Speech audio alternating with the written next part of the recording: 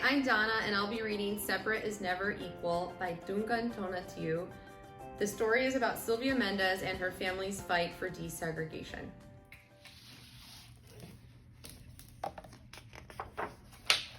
Separate is never equal. Sylvia Mendez and her family's fight for desegregation by Duncan Tonatiuh. Sylvia had on her black shoes. They were shiny new. Her hair was perfectly painted in 2 long trenzas.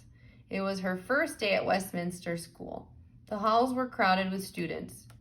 She was looking for her locker when a young white boy pointed at her and yelled, "Go back to the Mexican school. You don't belong here." For the rest of the day, Sylvia did not speak or introduce herself in her classes. She kept her head down when walking in the halls. She got home that afternoon and told her mom, "Felicitas, what happened?" "I don't want to go to school anymore. The kids are mean." "Sylvia," said her mother, "¿no sabes que por eso luchamos? Don't you know that is why we fought?" 3 years earlier, in the summer of 1944, Sylvia and her brothers, Jerome and Gonzalo Jr., and their parents had moved from the crowded city of Santa Ana, California, to a farm in nearby Westminster. Her father, Gonzalo Mendez, had labored for years as a field worker, picking grapes and oranges. Now he was leasing a farm. He was going to be the boss. On their new farm, they were going to grow asparagus, chilies, and tomatoes. As the summer came to an end and the first day of school neared, Aunt Soledad drove Sylvia and her brothers and their cousins, Alice and Virginia, to the local school on 17th Street so they could enroll. Sylvia was going to enter 3rd grade. Gonzalo was going to enter 2nd and Jerome 1st. What a handsome building, thought Sylvia as they pulled into the parking lot. Tall trees lined the street in front of the school. There was a playground with monkey bars and a red swing. When they walked into the school, they noticed that the hallways were spacious and clean. "I'm here to enroll the children in school," said Aunt Soledad when they arrived at the principal's office. The secretary gave Aunt Soledad 2 enrollment forms, one for Alice and one for Virginia. But she did not give her enrollment forms for Sylvia and her brothers. "They cannot attend this school," said the secretary. "They must go to the Mexican school." "Why do I have to go to the Mexican school?" Sylvia wondered. She was not Mexican. She was American. She spoke perfect English. Her father was from Mexico, but he had become a U.S. citizen. Her mother was from Puerto Rico, which was a U.S. territory. Aunt Soledad was upset. "But we all live in this part of town." Sylvia looked at her cousins. They had light skin and long auburn hair, and their last name was Vidari. Their father was Mexican, but of French descent. Then she looked at her brothers and at her own hands and bare arms. She wondered, is it because we have brown skin and thick black hair and our last name is Mendez?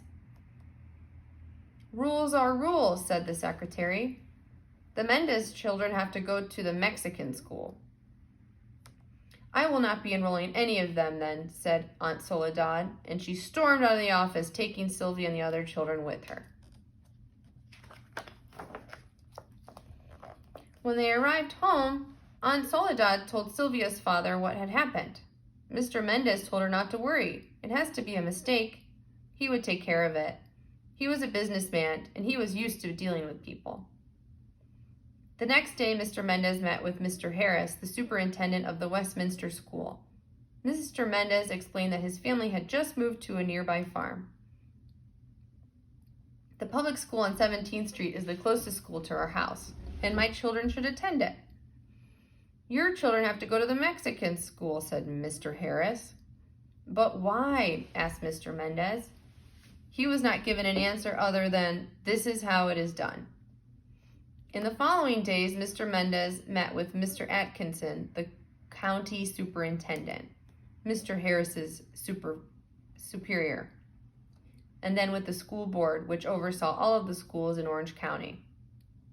But they all said the same thing. Your children have to go to the Mexican school. But why? Mr. Mendez kept asking. No one would give him a satisfactory answer. That fall, Sylvia and her brothers had to attend Hoover Elementary, better known as the Mexican School, on Olive Street in the city of Westminster. The building was a clapboard shack, and the halls were not spacious or clean. A cow pasture surrounded the school. The students had to eat their lunch outside, and flies would land on their food. There was an electric wire that surrounded the pasture to keep the cows in. If you touched it, you received a shock. The school did not have a playground, not even a swing.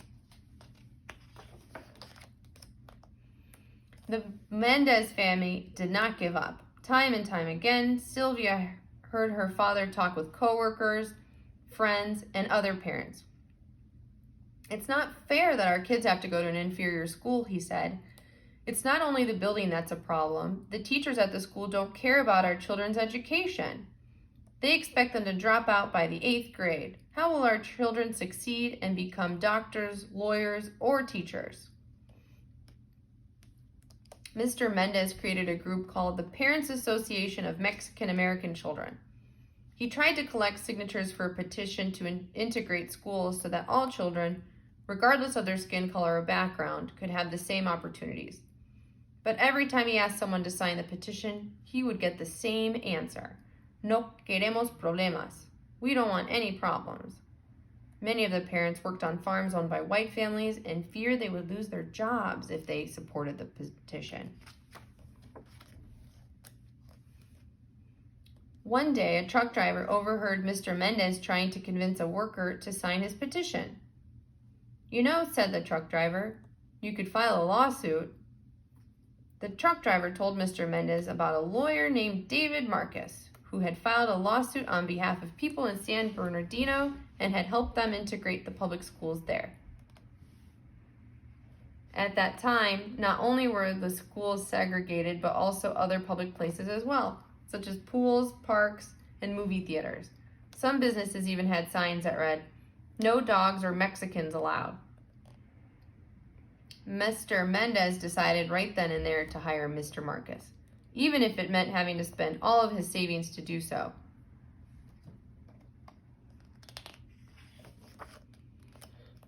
Over the next few months, Mr. Mendez and Mr. Marcus traveled all over Orange County looking for people who had experienced similar problems.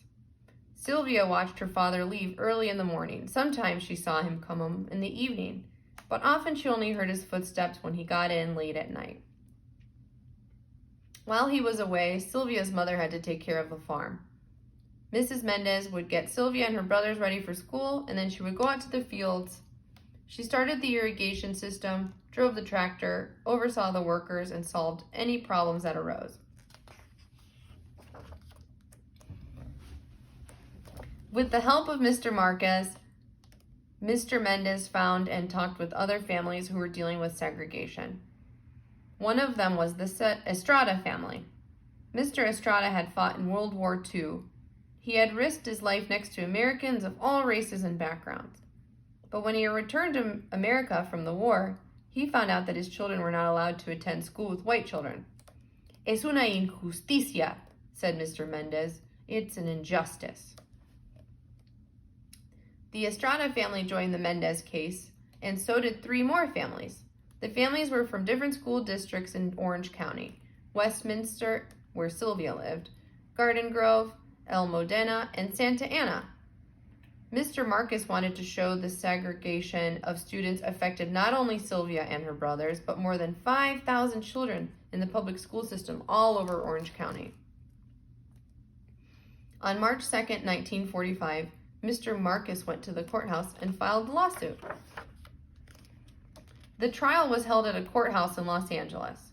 Sylvia and her family dressed in their best clothes and sat in the courtroom to listen. The hearing lasted 5 days. Each day, Mr. Marcus called to the stand parents from the different districts in Orange County and the superintendents from each district too. On the first day, Mr. Kent, the superintendent of the Garden Grove district, was questioned. He said that he sent children to the Mexican school to help them improve their English. That is a lie, thought Sylvia. Her English was as good as the English of any of the children at the Westminster School. Do you give the children any tests? Asked Mr. Marcus. Mr. Kent claimed that he did. We do so by talking to them. That is another lie, Sylvia wanted to yell. No one had questioned her. They rejected her from the Westminster School without asking her a thing. For what other reasons do you send children to the Mexican school? Asked Mr. Marcus. Sylvia and her family had braced themselves to hear what Kent would say next. For their social behavior, they need to learn cleanliness of mind, manner, and dress. They are not learning that at home. They have problems with lice, impetigo, and tuberculosis. They generally have dirty hands, face, neck, and ears. The Mendez family and others in the room stared at Mr. Kent in disbelief. What he was saying was not true. It was degrading. How many of the 292 children at the Mexican school are inferior to whites in personal hygiene? Asked Mr. Marcus. At least 75%. And in their scholastic ability, 75%. In what other respects are they inferior? In their economic outlook, in their clothing, and in their ability to take part in the activities of the school. Do you believe that white students are superior to Mexicans in the respects that you have mentioned? Yes. And is that one of the reasons why they are being segregated? Yes. Time and time again, Mr. Mendez had asked, why can't my children attend the Westminster School? Now he had an answer. On the second day, Mr. Marcus called to the stand a 14-year-old student from the Mexican school in El Modena. Her name was Carol Torres. She spoke perfect English. It was clear that she had not been sent to the Mexican school because she had problems speaking the language, as the defense lawyers claimed. Mr. and Mrs. Mendez were questioned on the third and fourth day, and so was Mr. Harris, the superintendent of the Westminster School. Sylvia was not called to the stand, but she was ready to testify if they asked her to. She tried looking her best every morning, and she practiced what she would answer. On the fifth and final day of the hearing, Mr. Marcus called to the stand 2 education specialists to explain why it was bad to segregate children into different schools. Segregation tends to give an aura of inferiority. In order to have people of the United States understand one another, it is necessary for them to live together. And the public school is the one mechanism where all the children of all the people go, said one of them. The judge nodded his head. He seemed to agree with this. Judge Paul McCormick took almost a year to get his decision, but when he did, he ruled in favor of the Mendez family. In his ruling, he said, public education must be open to all children unified by school association regardless of lineage. This meant that everyone would be allowed to attend school, no matter what his or her race or background. The Mendez victory made newspaper headlines. Sylvia's family was ecstatic, but they did not have much time to celebrate because the school board appealed the decision. That is, they asked for judges with more authority to review the case and change the result. The case was reviewed by the Court of Appeals in San Francisco. During the appeal, the Mendez family received support from the League of United Latin American Citizens, the National Association for the Advancement of Colored People, the Japanese American Citizens League, the American Jewish Congress, and other organizations. These groups sent letters with information relevant to the case and asked the judge to rule in favor of the Mendez family. Sylvia was amazed that people of different backgrounds and from different parts of the country who had never even met her family were getting involved in the case and trying to help them.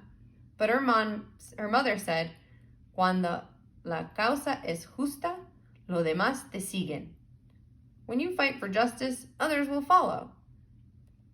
On April 15, 1947, the judges in the Court of Appeals in San Francisco ruled in favor of the Mendez family again. That June, Governor Earl Warren signed the law that said that all children in California were allowed to go to school together, regardless of race, ethnicity, or language.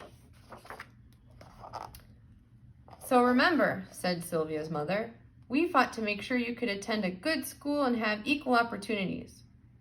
Sylvia thought long and hard about what her mother said. The next day, she returned to the Westminster School. That time, she did not listen to any whispers. She ignored the children who pointed at her and called her names. Instead, she held her head high. Her parents had fought not only for her and her brothers, but for all their classmates. Looking around, she saw that other children were smiling at her. By the end of the day, she had made a friend. And by the end of the school year, she had made many friends of different backgrounds. She knew that her family had fought for that.